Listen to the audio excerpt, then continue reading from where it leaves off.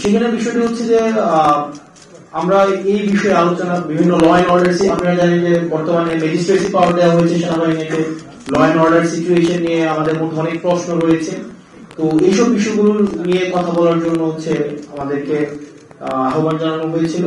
এবং কিছুদিন আগে আপনারা সেনাপ্রধানের একটা বক্তব্য দেখেছেন, যেই বক্তব্যকে আমি ব্যক্তিগতভাবে বা আমরা অনেকেই দেশের মধ্যে এটা নিয়ে কথা হয়েছে যে এটাকে রাজনৈতিক পরিমণ্ডলে অসমীচীন হিসাবেই ধরা হয়েছে।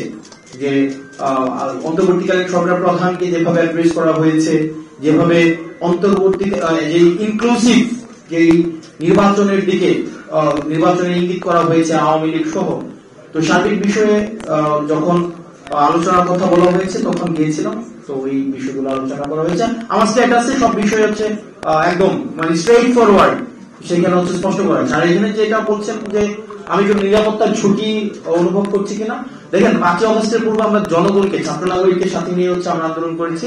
ফেসিবাদ বিরোধী একটা ধরনের একটা শক্তি ছিল, এজেন্সি ছিল, রাষ্ট্রপক্ষ আমাদের বিরুদ্ধে ছিল। তো তখন আমাদের লড়াই তো আমরা বারবার বলছি, আমাদের লড়াই এখন অব্যাহত রয়েছে।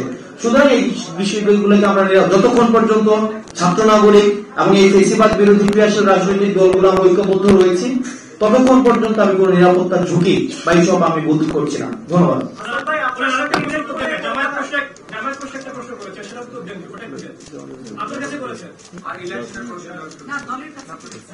দলের কাছে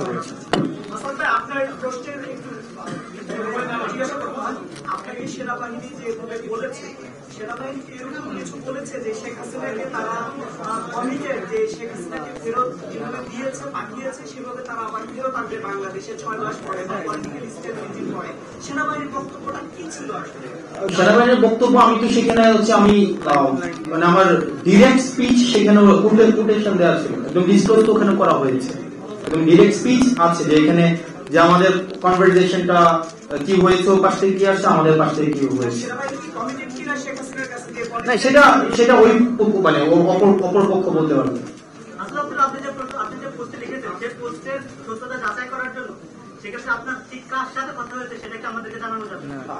আপনারা হচ্ছে আমি তো ওখানে ক্যান্টনমেন্ট উল্লেখ করেছি, তো আপনারা কথা বলতে পারেন সেখানে।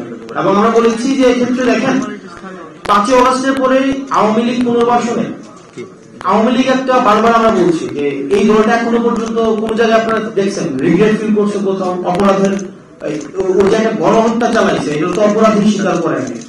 তো আমরা আমাদের জায়গা থেকে স্পষ্ট করতে চাই আওয়ামী লীগের আগে বিচার নিশ্চিত করতে হবে, তাকে দল হিসাবে বিচার নিশ্চিত করতে হবে, অপরাধ স্বীকার করতে হবে, তারপর অন্য কোনো আলোচনা হইতে পারে। এর আগে কোন ধরনের আলোচনা হইতে পারবে না, ইম্পসিবল, এটা অসম্ভব।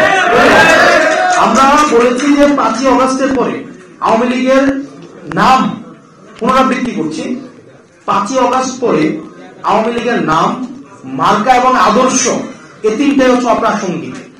এখন এটাকে যদি মানে বিদেশি ষড়যন্ত্র অথবা দেশীয় কোন ষড়যন্ত্র বা এজেন্সি থেকে কোন ধরনের এখানে অপচেষ্টা চালানো হয়, সেক্ষেত্রে আমরা সাধারণ মানুষের কাছে কমিটেড, আমরা ছাত্র নাগরিকের কাছে কমিটেড। আমরা নির্যাতিত, নিপীড়িত, বঞ্চিত, গুম খুন হত্যা শিকার যাওয়া গত দীর্ঘ 1.5 দশকের বেশি সময় ধরে হয়েছে, রাজনৈতিক ভাবে নির্যাতিত যেই ক্রিয়াশীল রাজনৈতিক দলগুলো হয়েছে, আমরা তাদের কাছে কমিটেড। কোন এজেন্সি, কোন বিদেশি কোন হচ্ছে কোন কর্তৃপক্ষ কারো কাছে আমরা কমিটেড না। Thank you.